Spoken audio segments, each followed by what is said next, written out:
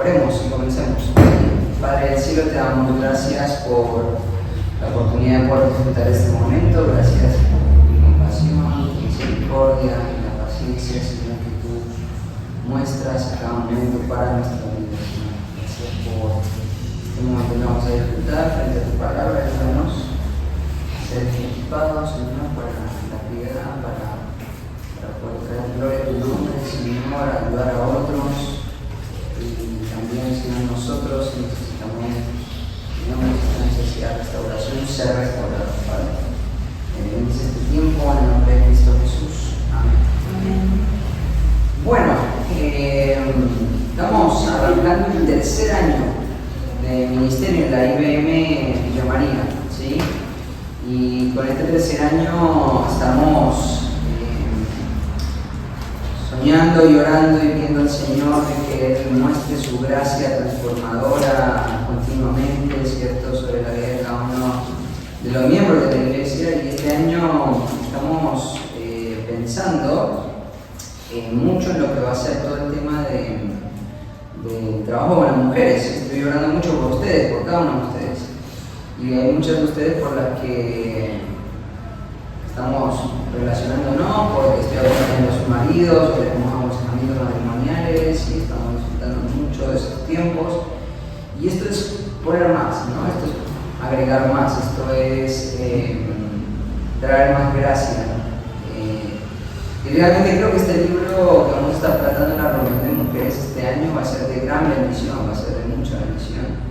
Y oramos para que el Señor saque todo lo que hay que sacar y poder trabajarlo y poder con el Evangelio seguir adelante en lo que requiera ayuda, brindar ayuda, aconsejamiento, y ver al Señor ahí obrar en cada aspecto, ¿sí?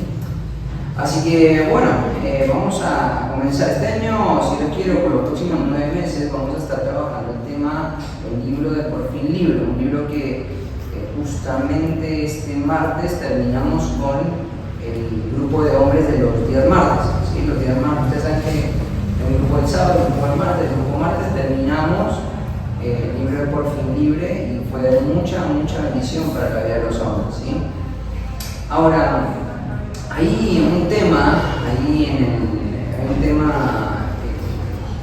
que no quiero que ocurra o no quiero permitir que pase, y es generar o permitir que haya un desequilibrio en el uso de las herramientas, ¿cierto? Necesitamos brindar herramientas, equiparar la iglesia de una manera integral, ¿cierto? Y creo que una de las cosas que espero que haya pasado con el libro de los hombres es que vean la necesidad de gracia.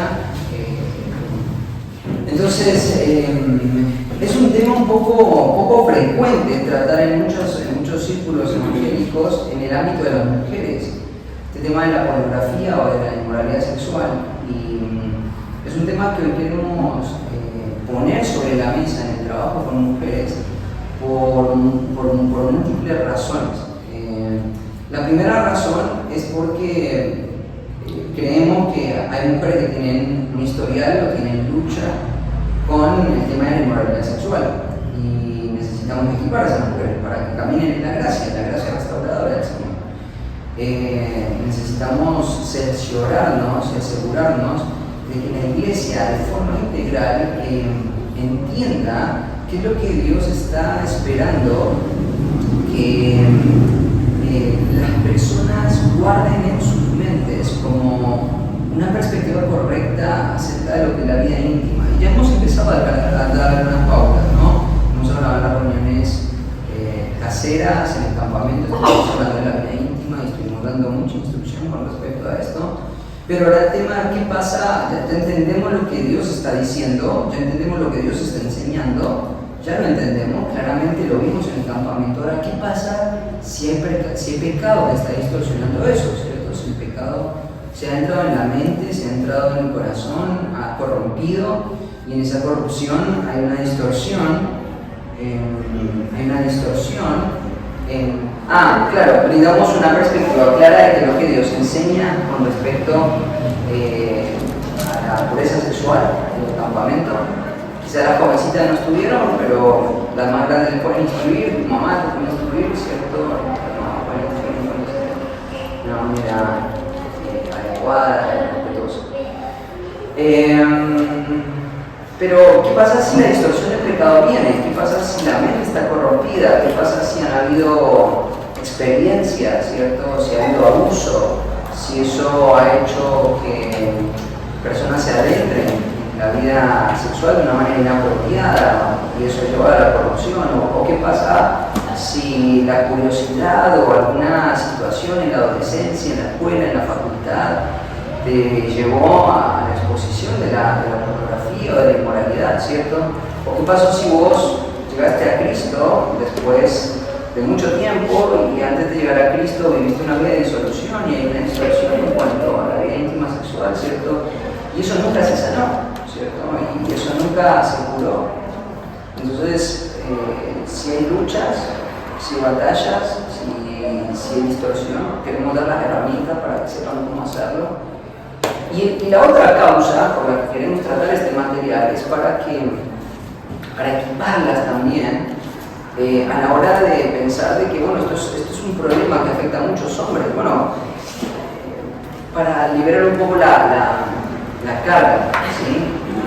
Un hombre que dice que no tiene lucha con la inmoralidad sexual es como decir, yo siempre le digo a los hombres esto cuando empezamos a tratar estos temas en la reunión de cuando un hombre te dice que no tiene problemas con inmoralidad sexual, lo que hay que pensar es que este hombre es más sabio que Salomón, es más fuerte que Sansón y es más piadoso que David.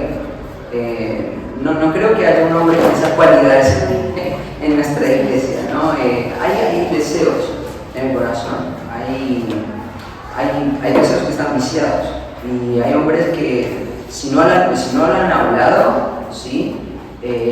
Lo tienen que llegar a hablar, porque esto es algo que quema el corazón, son deseos que están ahí.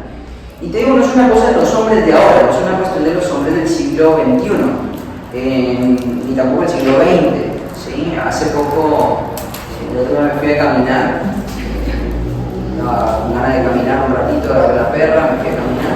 Mientras que camino, generalmente me pongo algún audiolibro, una predicación y me escuchan. Estoy escuchando este libro de La mortificación del pecado de John Owen, no sé si lo han leído, es un muy lindo libro, es un muy buen libro. Una de las cosas que me llamaba la atención de este libro es el hecho de que John Owen insistía continuamente de la lascivia, y era un problema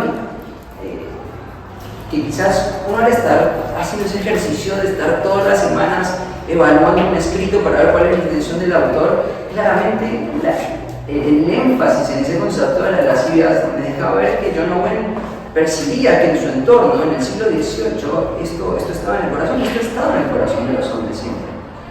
Entonces, sin duda alguna, creo que una de las cosas que necesitamos hacer es que los hombres de nuestra iglesia cuenten con mujeres entrenadas, equipadas, con mujeres que tienen una perspectiva bíblica para ser un instrumento de gracia en la lucha que sus maridos están brindando o tus hijos están brindando, ¿no? Pienso, Padre tiene ahora a Pablo, ¿no? Irma está teniendo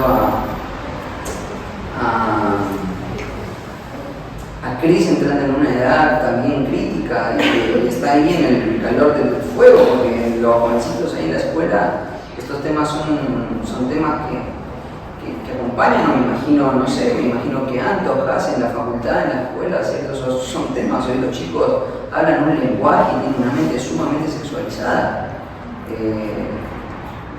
Tenemos que estar entrenados para poder ayudar a otras mujeres, a nuestros esposos, a nuestros hijos. Yo pienso, me encantaría que mi esposa el día de mañana, no sé, en una charla, mi hijo está luchando con una cosa de esa, se abre el corazón y me invita a mi esposa como yo estoy motivado para hacerlo.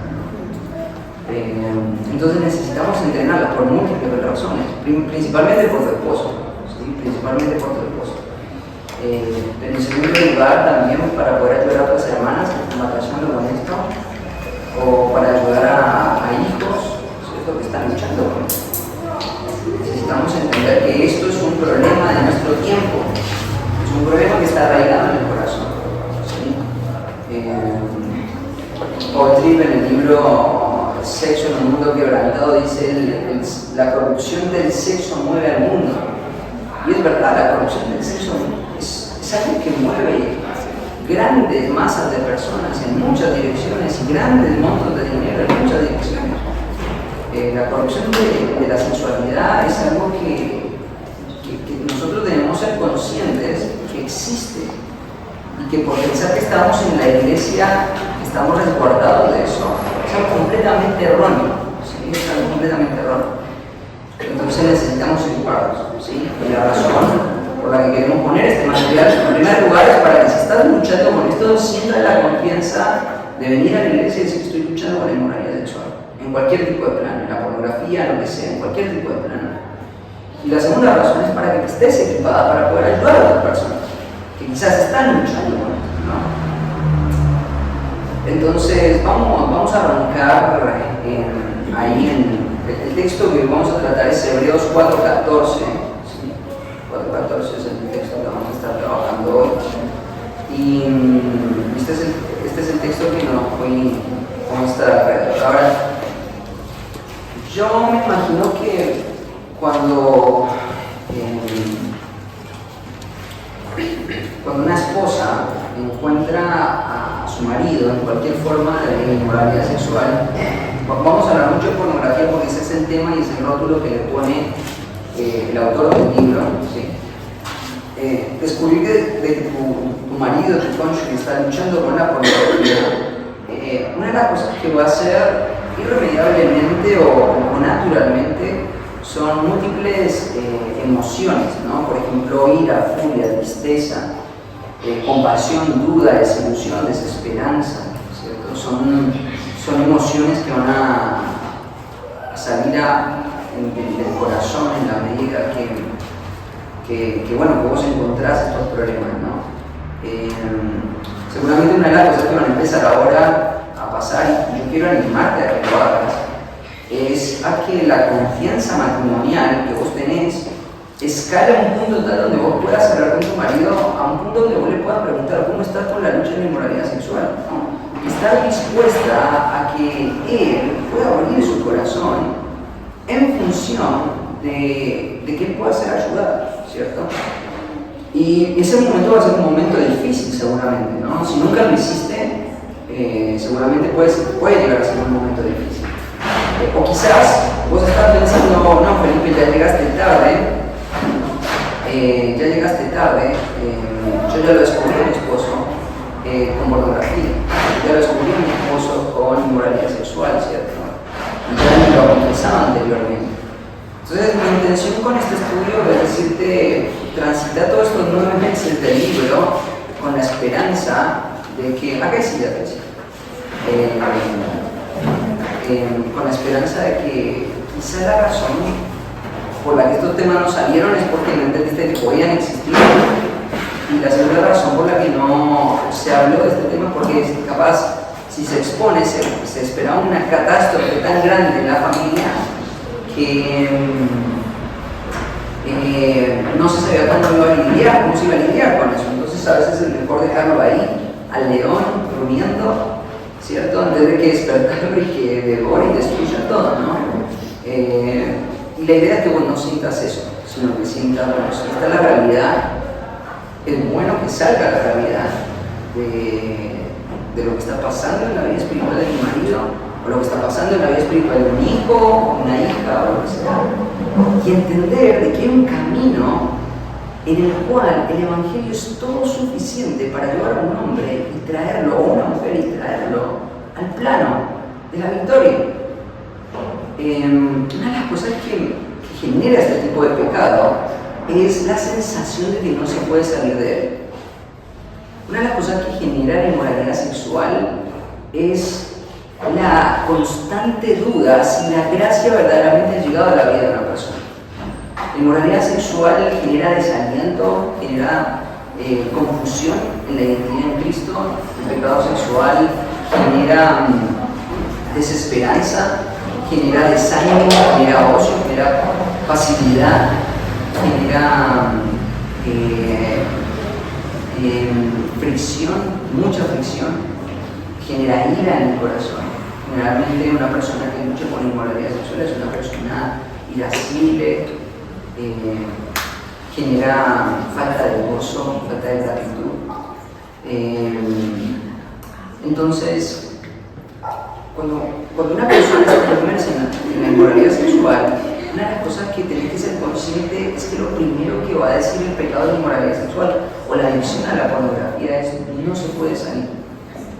Y muchos hombres han quedado en el camino, muchas mujeres han quedado en el camino porque piensan: después de un periodo de tiempo estoy batallando, estoy teniendo victoria y vuelvo a caer. No se puede salir de eso. Y eso no es verdad, sí, eso no es verdad. De repente vos puedes pensar: bueno, voy a charlar con mi esposo, ¿cierto? Y voy a hablar este tema. Y quizás te puede pasar lo que le pasó a un amigo, que salió este tema con su prometida y cuando le contó, le dijo: sí, tengo problemas con la inmoralidad sexual, tengo problemas con la pornografía. Bueno, ¿y hace cuánto que está con eso? Y él le dijo, tenía 24 años, le dijo: desde los 11 años, consumo todos los días pornografía. Y una de las cosas que genera el escuchar algo así es decir: no hay esperanza. En cambio, ¿cómo voy a seguir adelante con una persona que ha llenado 13 años su mente con perversión en todos los sentidos?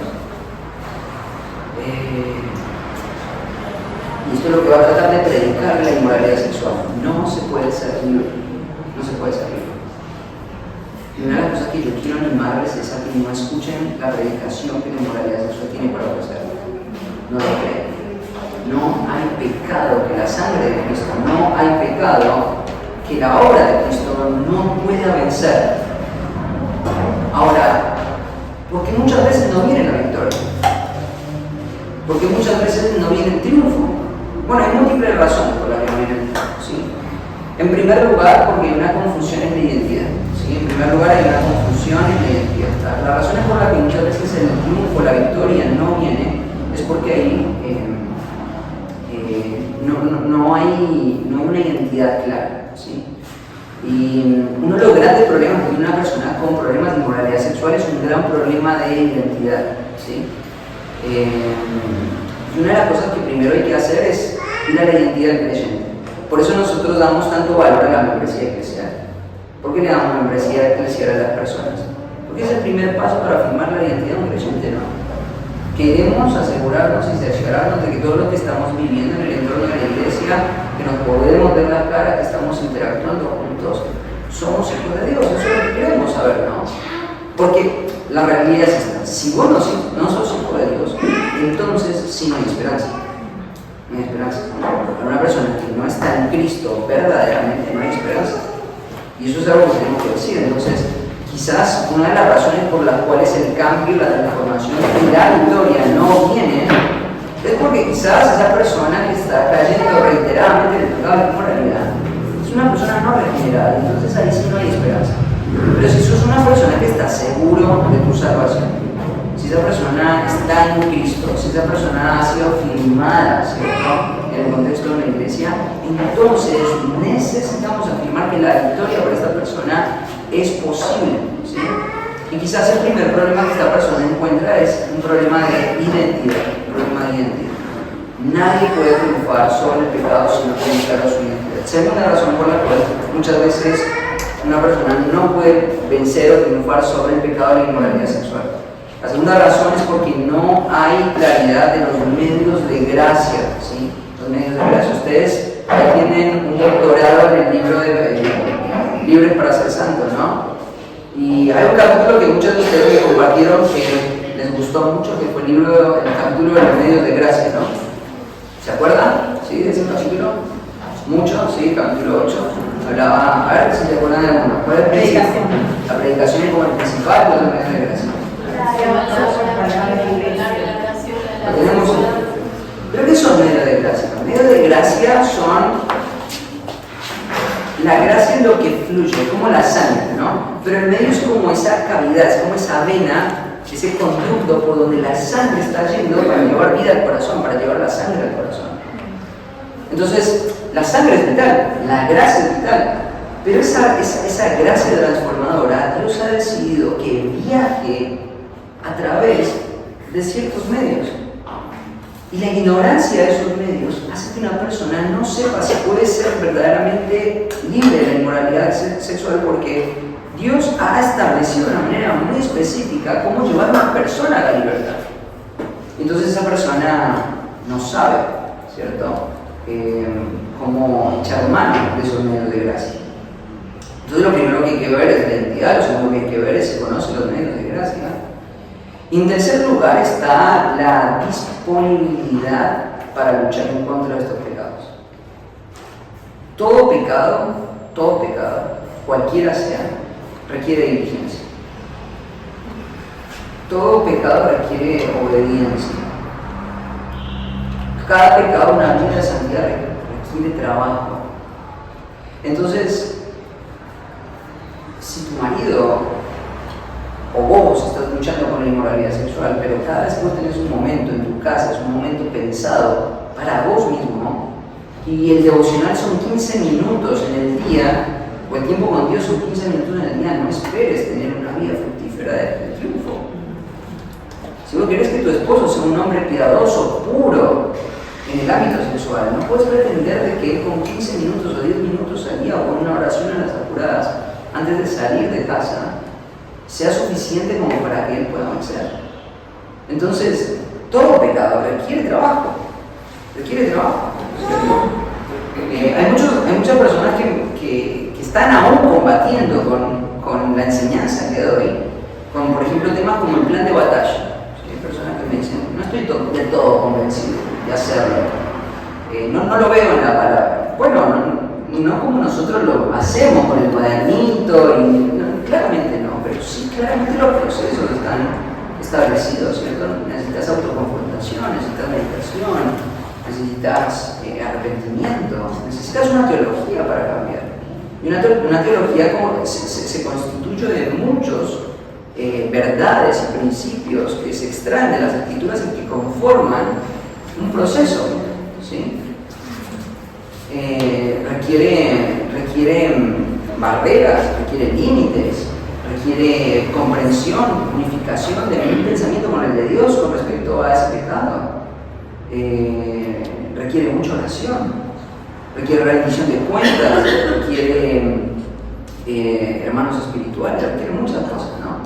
Entonces vencer el pecado es algo que requiere tiempo, ¿sí?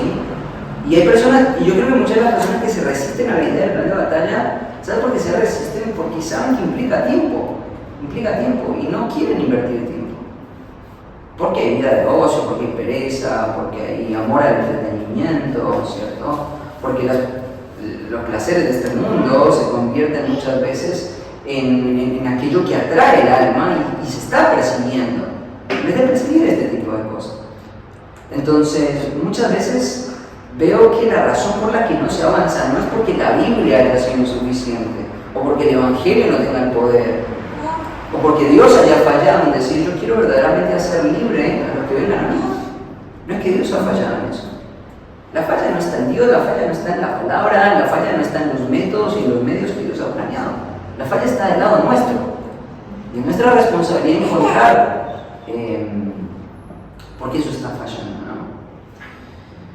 Ahora, vamos ahora sí, después de esta introducción larga, al libro de Hebreos, capítulo 4.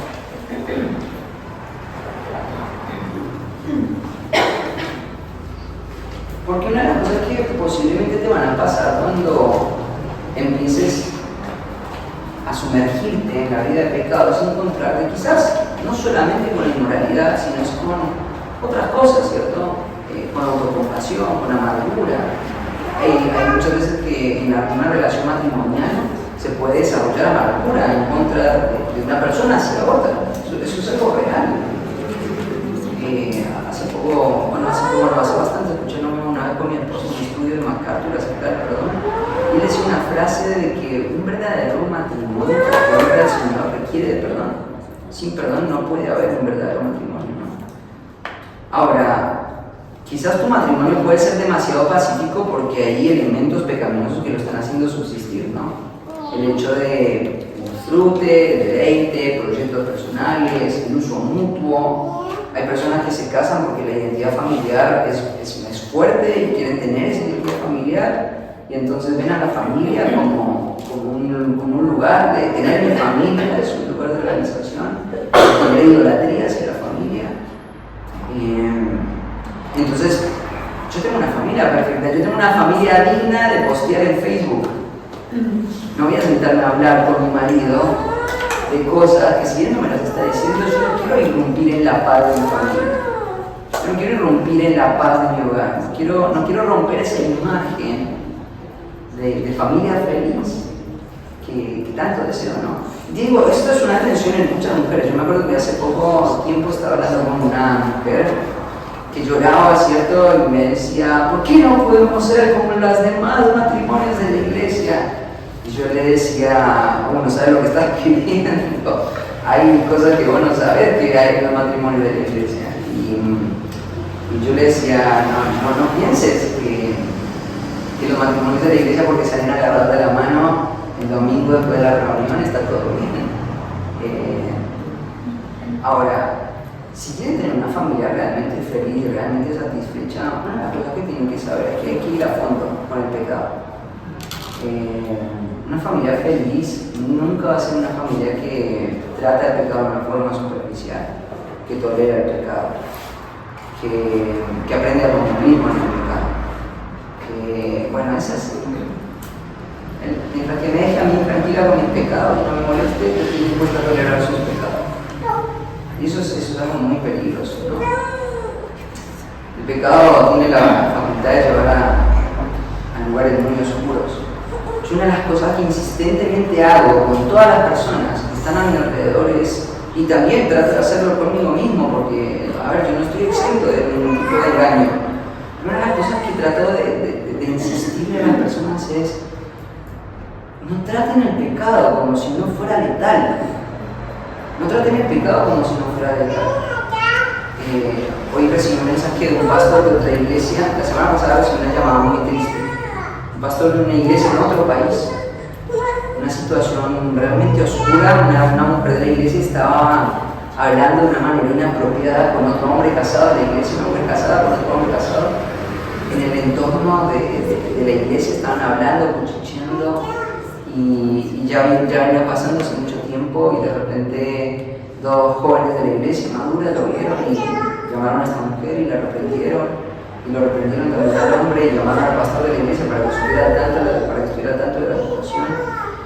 Y el pastor fue y le preguntó si era así como estaban diciendo, y el hombre admitió: sí, fue imprudente, mi esposa también lo vio, ya me lo viene marcando, y entiendo que hay imprudencia, te puedo asegurar que no hay inmoralidad en mi mente, no hay nada malo, pero entiendo que hay imprudencia y no lo voy a volver a hacer.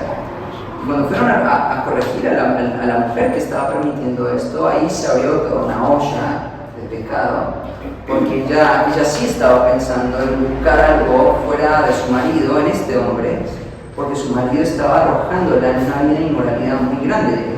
Su marido la estaba empujando a generar una serie de prácticas sumamente oscuras, irreproducibles, no las voy a mencionar acá, irreproducibles, o sea, muy oscuras, muy tristes, muy denigrantes. Y esta mujer no entendía la dinámica de lo que estaba pasando en su matrimonio. De repente, cuando el pastor encuentra todo esto y esta mujer está tan afectada porque ella no sabe en qué momento su matrimonio llegó a ese punto, la pregunta que le hizo es: ¿cómo llegaste hasta acá? Y cuando empezó a describir las cosas que lo habían llevado a su marido hasta ahí, fueron cosas muy sutiles. Fueron cosas que muchos de los matrimonios de nuestra familia, de nuestra iglesia, de nuestra familia espiritual, están atravesando. Entonces, cuando nosotros decimos que el pecado es letal, cuando decimos que el pecado va por el alma, va por todo el alma. No importa la edad, no importa la condición, no importa si sos casada joven, si sos casada muchos años, si sos soltera en la escuela, si sos soltera en la facultad, no importa. El pecado no hace discriminación de personas. Ahí en 1 Pedro capítulo 3 versículo 12 nos enseña de que el pecado va por todo el alma. La expresión griega es combatan el pecado que va por el alma. Esa expresión por el alma va por todo el alma. No hay ningún pecado o el pecado no tiene un carácter que se sacia. Una de las características del pecado es que quiere más y más y más. Ustedes habrán escuchado hace poco tiempo un hombre de más o menos unos 66, 77 años, 70 años, no sé cuántos años tendrá. Un hombre que escribe libros, yo tengo sus libros en mi biblioteca. Pastor reconocido, que ha predicado en los círculos más influyentes, uno de mis predicadores favoritos. Una relación inmoral con una joven de 25 años, pastor, con toda la teología en la mente. No importa la edad, no importa la posición, no importa el lugar. El pecado es letal. Y quizás vos venís con tu dinámica familiar y el pecado te está diciendo siempre va a ser así. No pienses que va a ser así. Necesitamos ir a fondo con el pecado. Una de las razones por las que queremos poner este libro acá es porque queremos ir por todo el pecado. Vamos a trabajar arduamente para encontrar toda forma y toda expresión del pecado. Para que unos pecados que son difíciles de decir se digan. Y se digan para que cada uno de los que necesitan ayuda puedan ser ayudados. Porque hay libertad en el Señor, ¿no? Ahora, ¿qué pasa si vos me crees? Decís, bueno, dale, Felipe, te creo. El pecado es letal. Bueno, no te creo ahora, creo la palabra, ¿no? Pero creo lo que estás diciendo, creo que el pecado es letal. Entonces me voy a tomar el laburo de sentarme con mi marido y en la próxima reunión de rendición de cuentas le voy a preguntar: ¿tuviste problemas con la pornografía? Nunca lo hice, pero lo voy a hacer. Y capaz él empieza a respirar, ¿cierto? Y empieza a ver que está en contra de la espada y la pared. Voy a reconocer, ya sabes cuando miente o no. Y pueden pasar dos cosas: que te diga no y amén, si es así, creer, o si te dice sí, ¿cierto? Y ahí vas a empezar por un mundo que se derrumba, ¿no? Igual todo implicado. Si mi marido, mi príncipe azul, ese hombre que dijo que sí, que me iba a proteger, que me iba a cuidar, que me iba a amar en la pobreza y en la riqueza, en la salud y en la enfermedad, ese hombre está haciendo eso tan perverso. ¿Cuándo fue la última vez que caí? Ayer. Tienes que estar preparada para hacer la pregunta. Tienes que estar preparada para hacer la pregunta. ¿Y qué pasa si eso ocurre? Bueno, quiero darte un pasaje de las Escrituras.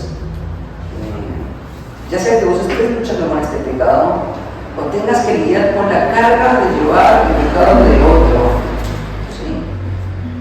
Se encuentran batallando contra el inmoralidad sexual. En primer lugar, mira lo que dice, por tanto, Hebreos 4:14, ¿no? Estamos ahí, 4:14. Sí, por tanto, teniendo un gran sumo sacerdote que traspasó los cielos, Jesús, el Hijo de Dios, retengamos nuestra profesión. Porque no tenemos un sumo sacerdote que no pueda compadecerse de nuestras debilidades, sino uno que fue tentado en todo según nuestra semejanza, pero sin pecado. Acerquémonos pues confiadamente al trono de la gracia para alcanzar la misericordia y hallar gracia para el oportuno socorro. Hermoso pasaje de las Escrituras. Vamos a correr un poco. En primer lugar, lo primero que este pasaje te va a enseñar, si vos estás lidiando con cualquier forma de inmoralidad, seas vos o sea tu cónyuge o sea un hijo, lo primero que quiero decirte es que este pasaje lo primero que provee es socorro en medio de la soledad. Socorro en medio de la soledad. Fíjate que ahí el texto presenta, porque no tenemos un sumo sacerdote que no pueda compadecerse de nuestras debilidades. ¿Sabes una cosa? El Señor Jesucristo fue tentado en absolutamente todo. Cuando Dios creó a los ángeles, los ángeles tuvieron que pasar por la tentación. Todos los ángeles pasaron por la tentación. Y hubo ángeles que desaprobaron o fueron en pos del pecado, ¿cierto? Y sabemos que esa escena celestial está escrita en las Escrituras. Ahora, no solamente ese tipo de criaturas fueron tentadas. Cuando Dios creó a la mujer, también pasan por ese proceso de tentación y prueba. Y también fueron descalificados. La totalidad de los hombres que existían en ese momento, ¿no? Que eran Adán y Eva, los dos cayeron en pecado. Entonces, Satanás cayó en pecado, los hombres cayeron en pecado, fueron los dos tentados. Pero en un momento de la humanidad vino Cristo y Él se sujetó a esa misma tentación y esa misma prueba. Y Cristo fue tentado. No solamente fue tentado en el momento donde Satanás lo tienta, sino fue tentado en muchos momentos. En el capítulo 16, por ejemplo, es tentado por Pedro en decirle: Señor, que tal cosa no te acontezca, cuando él estaba anticipando su muerte, ¿no? Y el Señor le tiene que reprender y le dice: apártate de mí, Satanás, porque no están tus ojos en el cielo, sino en las cosas de la tierra. El Señor fue tentado en todo. Y acá cuando Hebreos te dice que él fue tentado en todo, fue tentado en todo. Fue tentado en las pasiones, fue tentado en la autodominación, fue tentado en la autopreservación, fue tentado en el placer, fue tentado en el poder, fue tentado en la avaricia, fue tentado en todo. Y él era verdaderamente un hombre. Verdaderamente un hombre. Sin pecado, pero verdaderamente un hombre. O sea, él fue tentado en todo. ¿Y qué es lo que está diciendo ahí? Bueno, cuando vos ves a Cristo siendo tentado en todo, fíjate lo que dice el primero: teniendo gran sumo sacerdote que traspasó. O sea, lo tenemos, no estamos solos. Eso es lo que está diciendo el texto, ¿no? Teniendo un gran sumo sacerdote. Lo tenés. Ahora, hay dos formas en las que vos podés ver este pasaje pensando en esta temática particular. Puedes tener al Señor para poder enfrentar los propios pecados o las tensiones pecaminosas que van a salir de tu corazón si tu esposo te confiesa que está luchando con la pornografía. Porque una de las cosas que van a pasar es que cuando el pecado aparece en la familia, se abre una posibilidad a más pecado, ¿se entiende? No solamente del lado del hombre que está cometiendo esto, sino también hacia la mujer. Y ahora vamos a hablar un poco de esto. Pero una de las cosas que te va a pasar, si es que esto ocurre, si es que tu marido empieza a sincerarse y empieza a hablarte de sus tensiones pecaminosas, lo primero que tienes que recordar es: tenemos un sumo sacerdote. Yo no estoy solo con esto. Yo tengo un Dios, tengo un Salvador, tengo un Redentor, tengo a alguien que me rescató. Fue tentado en todo, y ese es el primer principio: no estoy solo, no estoy solo. No estoy solo no solamente porque tengo a este sumo sacerdote que está intercediendo. Esta imagen sacerdotal es importante porque vos te acordás lo que era un sacerdote. Un sacerdote era una persona que se ponía delante de Dios y del pueblo con ciertos sacrificios, mostrando una imagen intercesora, ¿no? Ellos eran una imagen de Cristo. Recuerda que Moisés estuvo en el cielo viendo el diseño de todo eso, y lo que él estaba viendo eran todas cosas que apuntaban a Cristo, ¿no? Y el sacerdote era una imagen de Cristo. El sacerdote estaba sentado ahí, viendo al pueblo pecar, recibiendo los sacrificios todos los días, presentándolos delante del Señor, con el ansia de que algún día ese sacerdote, esos sacrificios, ese cordero expirara para que el sacrificio de uno verdadero y el sacerdocio de uno verdadero fuera totalmente suficiente para una persona. Fuera totalmente suficiente para el perdón de una persona. Sean suficientes para el rescate de una persona, sean suficientes para la transformación de una persona.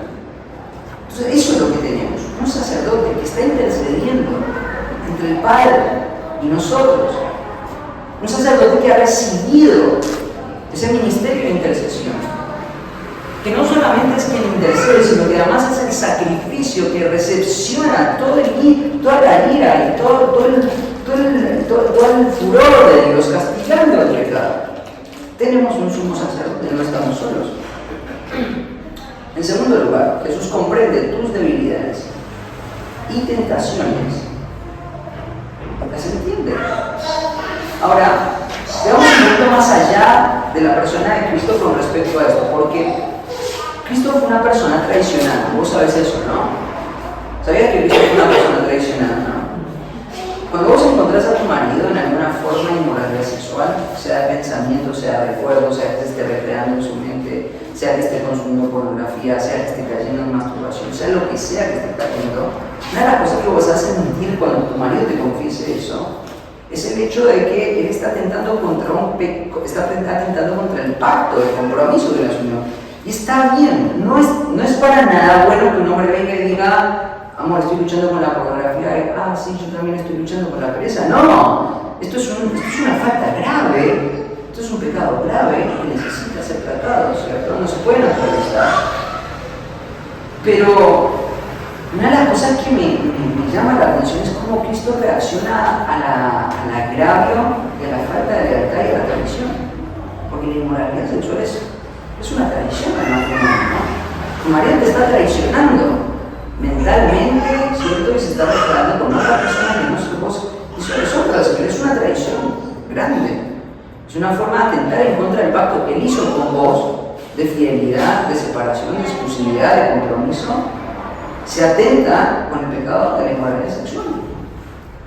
Ahora, cuando vos estás sintiendo y viendo y estás siendo afectada por la deslealtad, por la traición, tenés en Cristo un modelo de cómo reaccionar a eso. Tenés un modelo. Porque Cristo, sabiendo que Judas le iba a traicionar, una de las cosas que hizo Cristo fue ser paciente con él. Fue anticiparle, fue exponer su corazón. Vos ves el trato manso que Cristo tuvo, aún sabiendo el corazón que Judas tenía, ¿no? Obviamente el amor por el dinero, la avaricia de Judas lo llevó a la muerte, pero aún en eso, aún en la muerte que Judas experimentó, una de las cosas que vemos es la reacción de Dios frente a la deslealtad y la traición.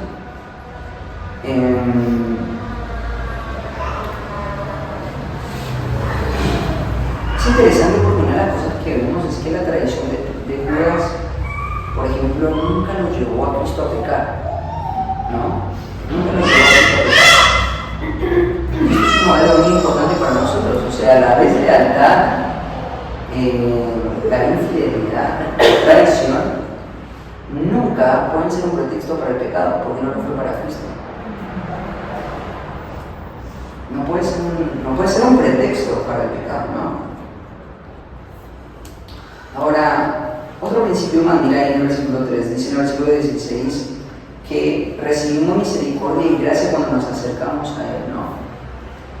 Una de las cosas que sí debería generar la lucha con la inmoralidad, sea de tu lado, o sea, que vos estés cayendo en inmoralidad, o sea, que tu marido esté cayendo en inmoralidad, es acercarte más a Dios, ¿no? Mira lo que dice el versículo 3, acerquémonos pues confiadamente al trono de la gracia para alcanzar misericordia y gracia para el oportuno socorro. Estamos ahí, ¿cierto?, lidiando con esta situación. El pecado de la inmoralidad sexual está en mi mente, está en mis memorias, está en mi cuerpo, los deseos afloran, ¿cierto? Tengo deseo de ver imágenes, de consumir películas, de ver series que sé que tienen un alto contenido subido de tono, porque eso me revitaliza y eso está mal y es corrupto. No lo quiero en mí. Y está ese deseo ahí adentro, combatiendo, o ves a tu marido ahí batallando con eso, ¿cierto? Y vos estás sufriendo por dentro, porque lo que pensás, vamos a ver una serie de mentiras que van a pasar en tu mente, vos estás también luchando ahí, estás luchando con un montón de pecados, de inseguridades, y esta situación ha sacado mucha idolatría de tu corazón también. Una de las cosas que tienes que pensar en medio de eso es, Dios está trayendo esto para vivir la realidad del versículo 16. Acercarme más a Dios. Yo necesito ser rescatado, yo necesito ser socorrido, ¿cierto? Necesito la mano de Dios. Me siento como si estuviera en un pozo profundo de lodo que está estirando la mano hacia arriba y que si nadie la agarra, nadie me va a poder sacar. Pero acá te dice algo, no acércate a Dios. En la medida que te acerques a Él se va a acercar a vos y te va a rescatar.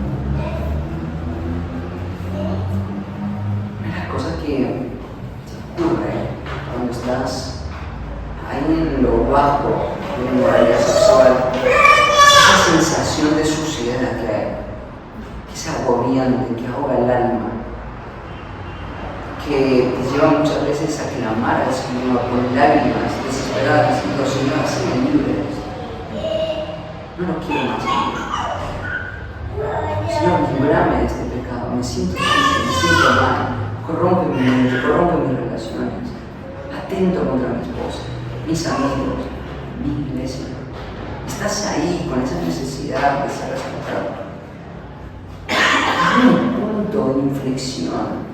Cuando una persona que está luchando con la inmoralidad sexual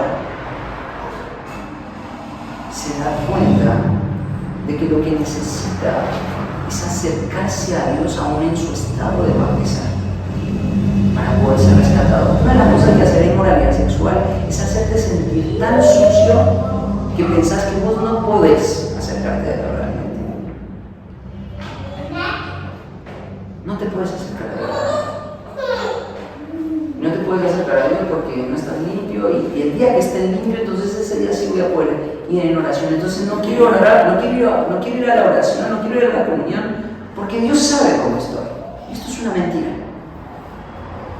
El punto de inflexión más importante es cuando una persona que está cayendo en el pecado de inmoralidad sexual va estando sucio en la presencia de Dios para poder ser rescatado. ¿Saben por qué lo sé también? Porque yo estuve ahí mucho tiempo. Y mucho tiempo necesité ser ayudado. Y hubo un gran momento en mi vida donde me di cuenta de que yo no tenía que tratar de vencer esto para acercarme a Dios, sino que para vencer esto primero tenía que acercarme a Dios estando como yo estaba. Y ese fue un momento muy liberador para mí. Porque la victoria en este tipo de pecado empezó a venir en mi vida cuando yo empecé a acercarme a Dios. Y aun cuando las caídas venían y mi corazón estaba prendido fuego por ese deseo de santidad y no venía, y me sentía tan sucio por lo que hacía, ¿sabes qué hacía? Iba al Señor. Y no dejaba de insistir en ir al Señor. Hasta que la gracia pudo restaurar mi corazón, pudo restaurar mi mente. Tengo que entender que sea cual sea tu situación, sea que estés en la desilusión, en el desánimo, en la inseguridad, con celos, con deseo de controlar, o estás del otro lado, estás cayendo en la inmoralidad sexual, estás consumiendo pornografía, estás esclava del pecado, ¿cierto? Y has corrompido tu mente con este tipo de cosas y no puedes ser liberada. ¿Quieres decir una cosa? Puedes acercarte a Dios aún estando así. Necesitas acercarte a Dios. Nadie llegó a Cristo estando en una condición de divinidad. Nadie llegó a Cristo estando en una condición de divinidad. Nadie. Y es más, aquellas personas que se sentían demasiado puras y limpias fueron personas que Dios rechazó grandemente. Lo que el Señor quiere es un corazón quebrado, humillado y dispuesto a hacer todo lo que sea necesario para que el pecado pueda ser sacado de la vida, ¿no? Ahora, en la medida que vos descubras que este tipo de flagelos, de problemáticas, de pecados estén presentes bajo el techo de tu hogar, van a aparecer muchas emociones, ¿no? Van a aparecer muchas cosas.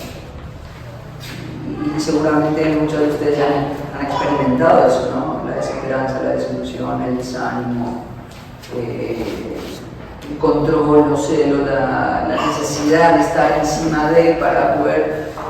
Y vamos a hablar de eso más adelante, pero lo primero que tienes que hacer es orar al Señor con constancia, ¿no?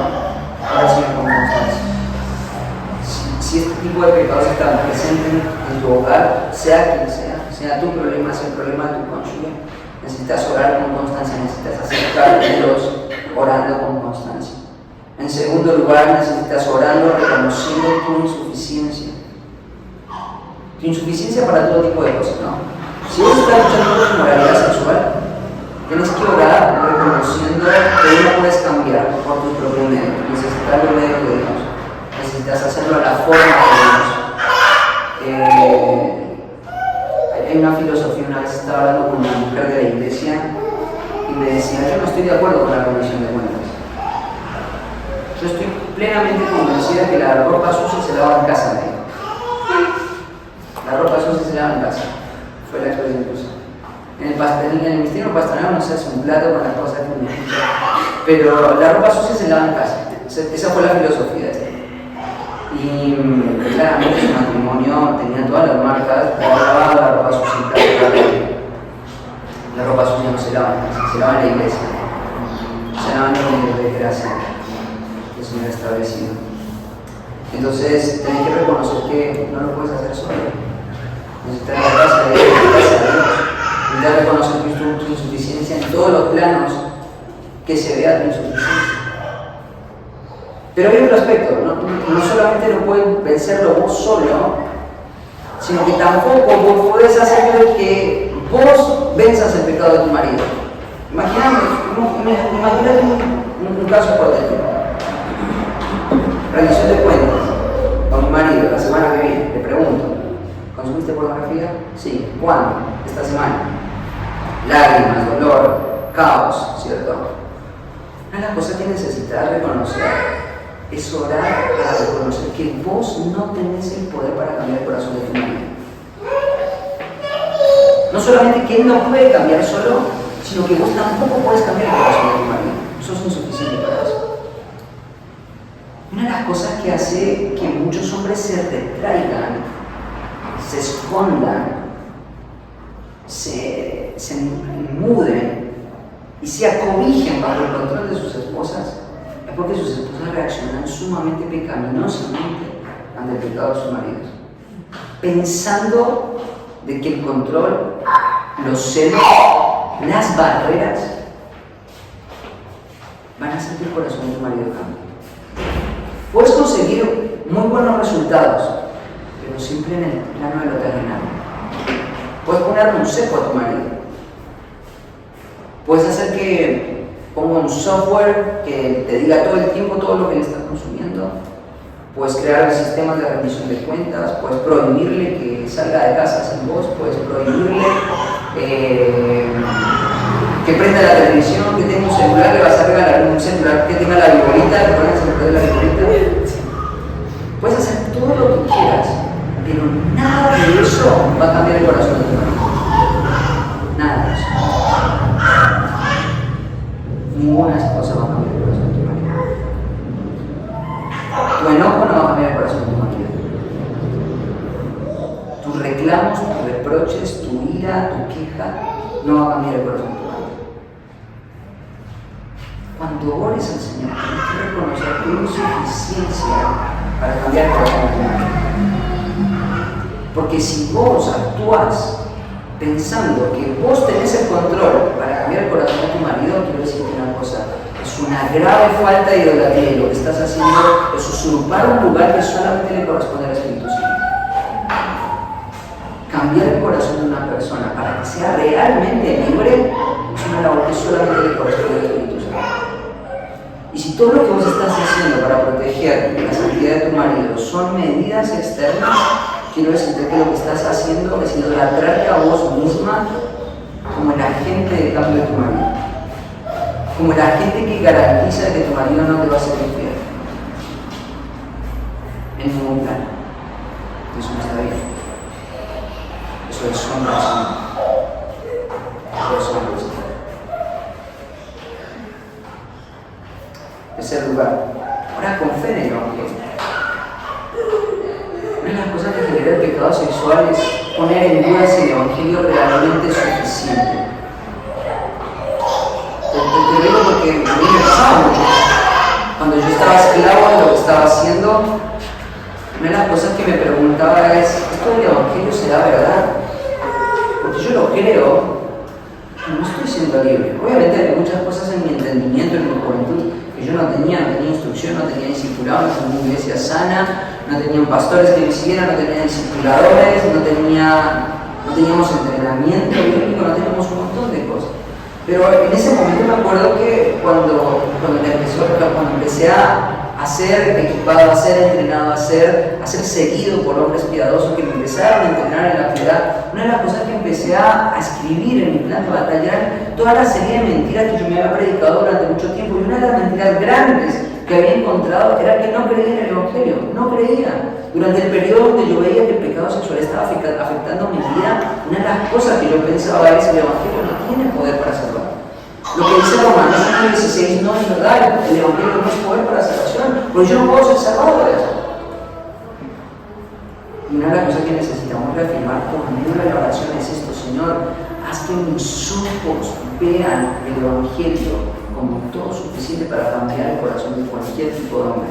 Incluso mi corazón se está luchando más. O el corazón de mi marido se está luchando más. Es todo suficiente.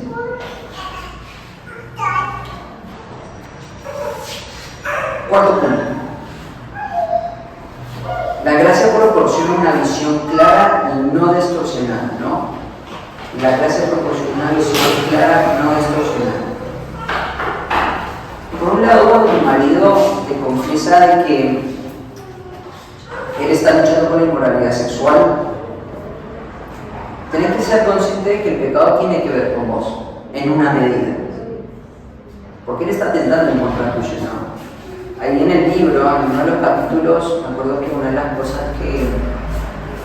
uno de los casos que estaban presentando era que cuando una mujer había encontrado a su marido viendo pornografía en el estudio de su casa, lo primero que esta mujer empezó a sentir es, bueno, yo no le soy atractivo a mi marido, por eso está yendo a buscar algo que no tiene afuera, ¿cierto? Entonces el marido, cuando le responde a esa réplica o esa queja de su esposa, le dice, esto no tiene que ver nada contigo, no tiene nada que ver con vos, sino un problema mío. Y hay cierta parte de verdad en lo que él dice y cierta parte que no. A ver, lo que él hizo es en contra de su esposa. Él está atentando contra el pacto, le está afectando la fidelidad, el compromiso que él asumió. Entonces es mentira pensar que el pecado de moralidad de un hombre no tiene nada que ver con la mujer, sí tiene mucho que ver, lo está afectando. Y hay cierto grado de ira que brota del corazón de una mujer cuando encuentra a su marido así. Y está bien, hay cierto grado de ira que está bien, hay cierto grado de enojo que está bien. Pero bajo ninguna razón la ira debe ser una puerta abierta para el pecado. Es decir, para Felipe, la ira no puede ser una puerta abierta para el pecado, pero la ira es pecado o no. No es pecado la ira. En sí mismo la ira no puede ser pecado. Porque Dios se aira, ¿no? Dios se aira. Es un atributo del Señor, ¿no? Dios expresa su ira, ¿no? Y eso es lo que dice en Romanos capítulo 1, versículo 18. La ira de Dios que hace, se expresa, se despliega contra toda manera. Dios se aira. Entonces la ira en sí mismo no puede ser pecaminosa. Porque entonces tendríamos que decir que Dios es un Dios que peca. Pero ¿cómo puedo hacer para distinguir la ira pecaminosa de la ira piadosa? O sea, la ira piadosa es la que se enfoca en ver el desagrado del pecado, no en la persona. Necesitamos entender de que ver el pecado no debe generar en nosotros una reacción natural como, mira, no sabía que tenías este problema. Lo dejamos para la semana que viene para la rendición de cuentas. Ahora tengo mucho para estudiar. Mañana lo hablamos. No. Eso es una falta grave. Es una distorsión grave, ¿cierto? Genera dolor. Hace poco tiempo, hablando con un joven, estaba recibiendo aconsejamiento conmigo. Le pedí que me mostrara su teléfono. Y mostrándome su teléfono encontré un mar de maldad en su teléfono. Muy grande. Que no había sido sincero conmigo en decirme todo lo que estaba pasando con él. Y en ese momento me acuerdo que una de las cosas que en mi corazón salía, yo sabía que este era un posible escenario cuando hablé con él. Traté de preparar mi corazón lo que más pude, pero una de las cosas que sentí en ese momento fue mucho enojo, no en contra de él, sino mucho enojo en contra del pecado, por lo que el pecado puede hacer en la vida de una persona. Por lo que el pecado genera en la mente de una persona, por los resultados que el pecado trae en la vida de una persona, por la dirección hacia el futuro de una persona, el pecado es la muerte. Siempre es la muerte. Y después de esa ira había mucha tristeza en mi corazón. Mucha tristeza, profunda tristeza. Entonces no puede ser que si tu marido te está diciendo que tiene una lucha con la inmoralidad sexual, vos reacciones de una manera neutra, ¿no? Porque de una forma reacciona de una manera neutra al pecado. Él reacciona de una manera activa al pecado, ¿no? Ahora, reaccionar de manera activa al pecado no quiere decir que esto es una licencia, es un permiso para darle rienda suelta a todas mis emociones como mujer. Porque eso no es verdad, eso no es correcto.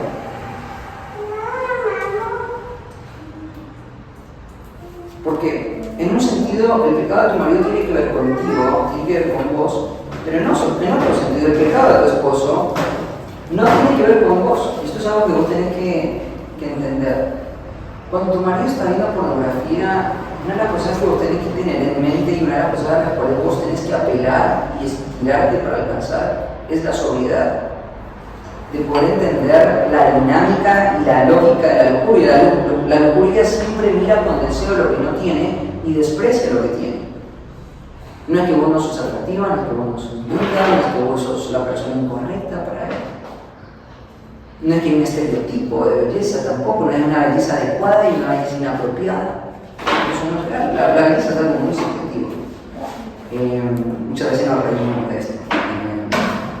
Pero por ejemplo, en el mundo antiguo, las mujeres blancas y de ojos claros eran vistas con mucho desprecio. Eran vistas como mujeres con defectos, se les decía mujeres de ojos débiles. Y no eran atractivas. Las mujeres que eran de tez blanca o clara, con ojos claros, eran por lo general rechazadas. Aún en el mundo, en el Medio Oriente, las mujeres así son despreciadas, ¿no? Muchas veces cuando tenés una hija de ojos claros en el Medio Oriente, muchas veces son sacadas del entorno del hogar. Hay muchos prejuicios de las personas de ojos claros. Hay lugares del Medio Oriente donde las mujeres flacas se ven con mucho desprecio. Y las mujeres más bien rellenitas son las que generan mayor atracción. Cuando vos ves, por ejemplo, la apreciación de la belleza en el Lejano Oriente, en India, hay diferentes percepciones de la belleza. Salomón estaba atraído por una mujer que era de tez muy oscura, era una mujer, muchos creen que era una mujer de raza negra. Entonces no hay un estereotipo de mujer linda, ¿no? Esas son cosas mentirosas de la sociedad que tratan de generar. Y es más, cuando los hombres que tienen acceso a tener vidas disolutas con los estereotipos de belleza, vos te das cuenta que no tienen relaciones permanentes. ¿Te diste cuenta de eso? No es una cuestión física. Los futbolistas, ¿no? O los hombres con gran poder, se casan con los estereotipos de belleza, pero se divorcian y se vuelven a casar con otras mujeres. Y en el peor de los casos hasta terminan generando relaciones con personas del mismo sexo. ¿Sabes por qué pasa eso? Por la lógica de la lujuria.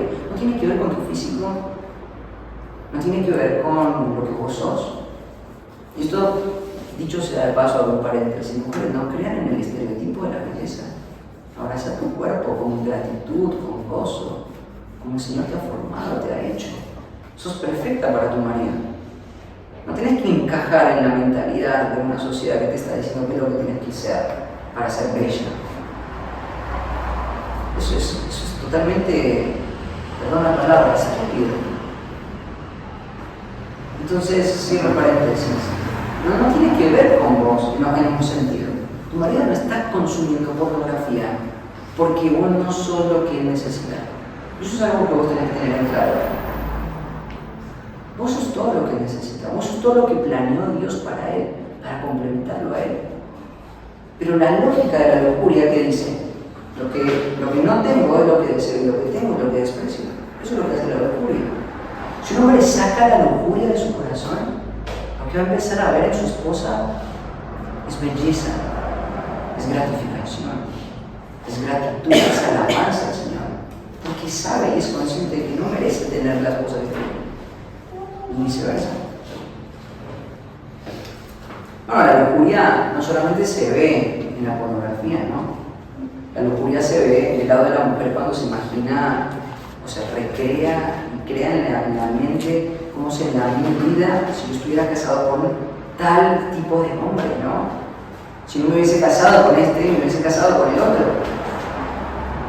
La lujuria es muy sutil, ojo. No solamente se ve en una pantalla, las personas tienen intimidad. No es solamente eso la lujuria. La lujuria se expresa en formas de aparente romanticismo, ¿no? Esa imagen de la película, ese hombre que te muestran ahí con un estereotipo que hace cierto tipo de cosas, que conquista a la mujer con cierto tipo de actitudes, acciones, ¿cierto? Eso es todo mentira. Tienes que ser consciente de que una influencia en el entorno tuyo que te está tratando de decir lo Porque es verdaderamente valioso, ¿no? Y uno lo puede comprar. Lo puedes comprar. El pecado era lujuria porque no nos permite obedecer ciertos mandatos como el que se da en Proverbios 5:17, no es tu falla. El hecho de que tu marido se deleite en vos, que disfrute de vos, es un mandamiento bíblico.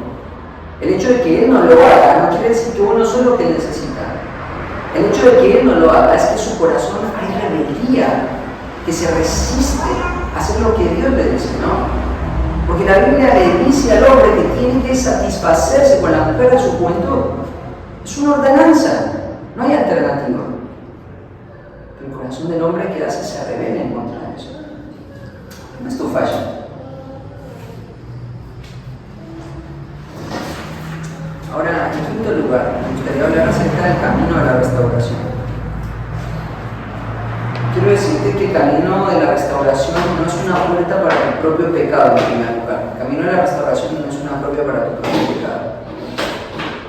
Yo me acuerdo que una vez estábamos acompañando un matrimonio con mi esposa, donde su marido había sido descubierto en una falta de carácter de inmoralidad sexual. Y no se me han olvidado los oídos las palabras que ella dijo una vez en un aconsejamiento. Yo no puedo creer lo que mi marido me está haciendo.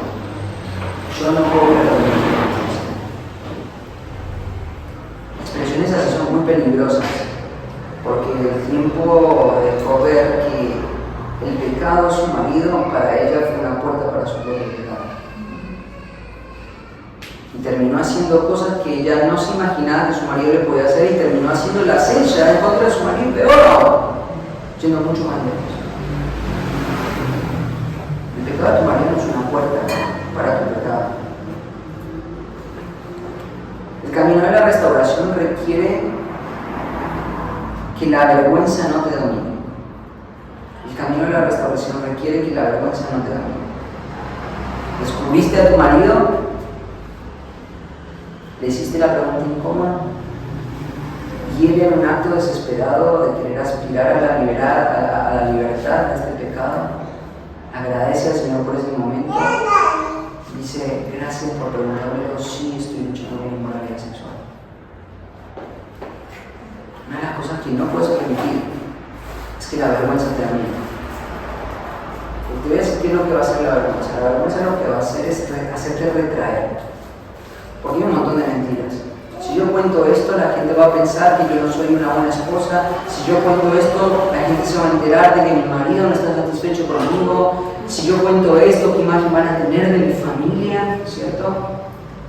Seguramente soy yo la única que está luchando con esto, porque voy a los matrimonios de la iglesia y están todos felices, y ahora de repente yo tengo que lidiar con esto. Y no dejes que el pecado te lleve a generar una vergüenza que se convierte en una barrera para poder echar mano de los medios de gracia para que tu marido o vos seas rescatada de este tipo de pecado. El camino de la restauración nos invita a convivir con otros cristianos. Esto es algo que ya lo hemos hablado. No hay ninguna forma de pecado que se pueda vencer solos. Necesitas consejería, necesitas entrenamiento, necesitas consuelo, necesitas restauración, necesitas aliento, necesitas corrección, necesitas disciplina. Este caso que yo les contaba de otro país, de una mujer con esta actitud inapropiada, ¿cierto? ¿Qué fue lo que te bloqueó para hablar con el tiempo lo que estaba pasando en el entorno de tu hogar? La vergüenza. Pensar que en algún momento solo lo íbamos a poder vencer. Mentira. El camino de la restauración, en tercer lugar, requiere que lidies con tus emociones bíblicamente. La ira en contra del pecado está bien. Aunque Dios reacciona con ira al pecado, esto no lo lleva a pecar, ya lo tratamos. Esto, mírame adelante el punto. Y me ayude con Jeremías 31:34.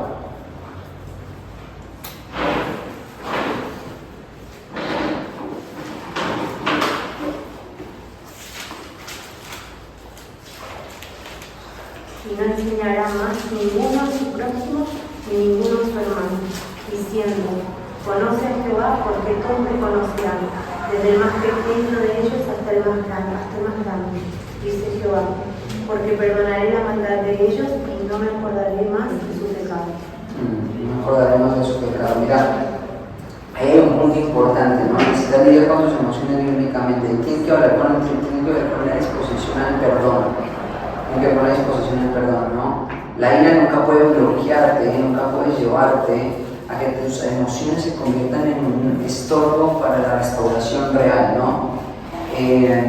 Si quizás vos llegás acá ya habiendo sabido que tu marido lucha con el pecado de la inmoralidad sexual, quizás vos ya tenés una relación abierta y confiable donde quizás ya te ha contado eso, y ahora quizás lo que ha faltado no es tanto que él confiese, sino que vos te equipes y que vos lidies con tu propio corazón para poder ayudarlo de una manera apropiada, ¿cierto? Entonces, una de las cosas que necesitas entender es que tenés que lidiar con tus emociones. Van a aflorar emociones en la medida que tu marido te cuente este tipo de cosas.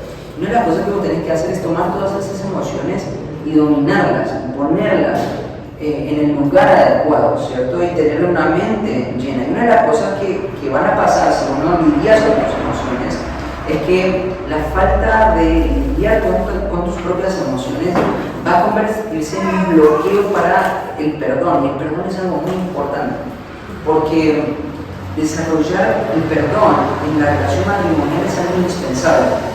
La falta y la restauración del pecado de la inmoralidad sexual requiere perdón. Tu marido, si es encontrado en este tipo de faltas, no necesita ser descartado por vos.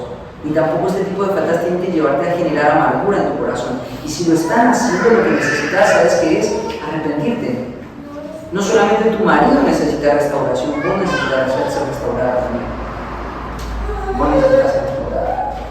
Vos necesitas ser restaurada. Yo he usado el pecado de mi marido para construir pecados, excusar pecados que nunca debería haber excusado.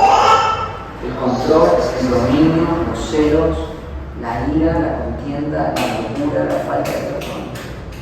Ahora, ¿cómo es el perdón bíblico? ¿No? Y esto es una pregunta que necesitamos entender también, porque si mi marido está en esto, o yo estoy en esto y se lo confieso a mi marido, o mi hijo está en esto, hay una relación de perdón que necesita restaurarse, ¿cierto? Entonces, el tema es cómo perdona a Dios, ¿no? Y ahí en Jeremías él dice que él va a perdonar los pecados y que él no se va a acordar más de los pecados que él va a perdonar. Ahora, perdonar los pecados no significa no acordárselos en el sentido que nosotros no nos acordamos. O sea, yo quiero perdonar a mi marido, pero me sigo acordando de lo que él hizo, ¿cierto? Tienes que entender, Dios no nos ha programado de forma tal que en la salvación hay un botón de reset y tu mente se ponga en blanco. No funcionamos de esa forma, ¿no? Tampoco Dios funciona de esa forma, porque Dios tampoco es que se resetea a sí mismo. Dios conoce todo, Él conoce todos tus pecados. Él los sigue recordando, aunque quizás vos decís, no, Felipe, Dios dice que no lo recuerda. Bueno, sí, no lo recuerda en el sentido de que no lo recuerda para usarlos en contra de ellos. No que no lo recuerde, que no tenga registro en su mente o en su memoria, suponiendo que Dios tuviera memoria, pero no tiene un registro de eso, en el sentido de usarlo legalmente para atacar a los perdonados en contra de él. ¿Se entiende el punto? Dios sabe lo que hicimos, pero no usa ninguno de esos pecados en nuestra contra. No. Y esto es algo muy importante. La base de nuestro perdón es el perdón que Cristo nos ha otorgado. Y vos sos obligado por Dios a perdonar. Porque Dios no concede su perdón salvífico a nadie que no quiera perdonar. ¿Te acordás de la parábola de los dos deudores? ¿Te acordás de esa parábola? Dios no va a salvar a alguien que no está dispuesto a perdonar. El perdón es una marca de un creyente genuino. Tienes que perdonar, como Dios lo ha hecho. Entonces, ¿qué es perdonar? Bueno, sí, me acuerdo de lo que mi marido hizo, pero en mi corazón, nada de lo que hizo, yo lo voy a usar en su contra. Nada de lo que hizo lo voy a usar en su contra, nunca. Y si lo uso en su contra, quiere decir que nunca lo he perdonado.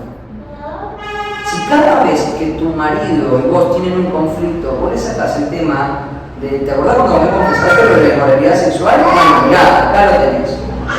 Perdón. Si hay una forma en la que vos te negás a perdonar como Dios te ha perdonado a vos, quiero decirte que la salvación de Dios no es tan cómoda. Este es un tema que Dios se toma muy personal. Muy personal. En el modelo de oración está implícito el perdón, ¿no? Perdona nuestros pecados como en un efecto. El que ha sido perdonado va a perdonar. El que no puede perdonar no es nacido de Dios. Si vos no puedes perdonar a tu marido por la falta que él ha tenido, número uno, vas a bloquear toda posibilidad de restauración con él. Todo tipo de posibilidad de victoria lo vas a quitar, lo vas a restringir y vas a dañar más de lo que se ha dañado con la inmoralidad de él. Pero además de eso, puedes encontrarte cerrando los ojos en esta vida y abriéndolas en el lago del fuego eterno. Es un fuego. Necesitas perdonar. Necesitas estar dispuesto a la restauración, a la reconciliación.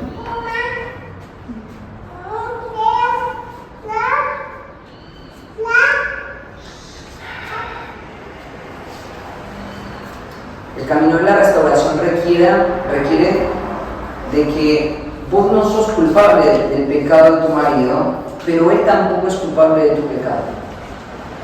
Una de las cosas que tienes que entender cuando vuelvas con tu marido y estás lidiando con tus emociones desenfrenadas, no, pero yo estoy así por lo que vos hiciste. Si vos nunca hubieses entrado en esa página pornográfica, si vos nunca hubieses visto esta película, si yo no me hubiese encontrado, yo no estaría como estoy. No, él no es responsable por tu pecado. Vos no sos responsable por el pecado, en ninguna forma, pero tampoco es responsable por tu pecado, y eso es importante entenderlo en el camino a la restauración.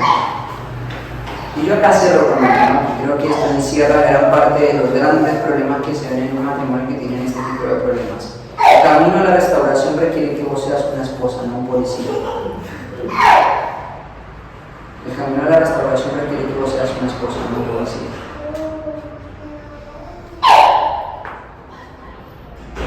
Hay cosas que nosotros no dimensionamos porque no creemos en la vida eterna muchas veces. Y hay veces que pensamos que es mejor que mi marido sea fiel en esta vida, pero limitado en una vida eterna. Yo no quiero que mi marido me sea fiel a mí, quiero que mi marido sea libre de pecado. Y para que él sea libre de pecado, yo tengo que hacer la ayuda que Dios diseñó para él. Me tengo que enojar en contra del pecado, sí, en contra de él. Tengo que aprender a lidiar mis emociones, tengo que acompañarlo en su batalla. Tengo que buscar ayuda, tengo que echar mano a la gracia de Dios. No soy una policía, soy una esposa. Eso es algo importante. ¿Están animadas? ¿Sí? Va a ser de mucha bendición este libro. Sáquenle provecho. Una cosa más del libro que quiero decir a modo de conclusión. A modo de conclusión solamente quiero decir que este libro no solamente quiero que se lea porque va a tratar el tema de la inmoralidad sexual, sino quiero que se lea este libro porque este libro presenta de manera clara algo que ya hemos hablado en otro momento, pero yo sé que cuando le dice a otra persona le hace más caso, así que lo voy a decir a otra persona, que es un proceso de cambio. ¿Se acuerdan que en el campamento hace un año atrás yo hablé del plan de batalla y un taller de conocer el plan de batalla? Bueno, leer este libro espero que les termine de convencer de que para poder pensar en pecado hay que ir por este proceso. Hay que identificar pecado, hay que confesar, hay que arrepentirse, hay que dar cuentas, hay que hay un proceso para la verdad. Y en muchos sentidos sacar el problema que él va a plantear en la pornografía. Vos puedes sacar el problema de la pornografía y poner cualquier problemática y sujetarla a ese mismo proceso que Dios ha diseñado para poder traer a la persona libre. Si estás luchando con la ansiedad, ese es el libro que modela cómo vivir un proceso bíblico acerca de la ansiedad. Es un problema con el temor, con la preocupación, con los celos. Es un libro bíblico, te va a mostrar cómo luchar en contra de eso. Si tienes un problema con la avaricia, con la inseguridad, lo que sea, lo puedes usar en ese sentido. Así que espero que le saquen mucho provecho, espero que lo lean con sus esposos, sus sus esposos ya lo leyeron, saquen provecho, ¿sí? Les amo al Señor, que el Señor las bendiga y las haga mujeres que traigan mucho fruto a la vida de sus familias y de muchos otros creyentes. Que Dios nos equiparle para que puedan guiar a las personas a la verdad, a toda la verdad, ¿sí? Amén.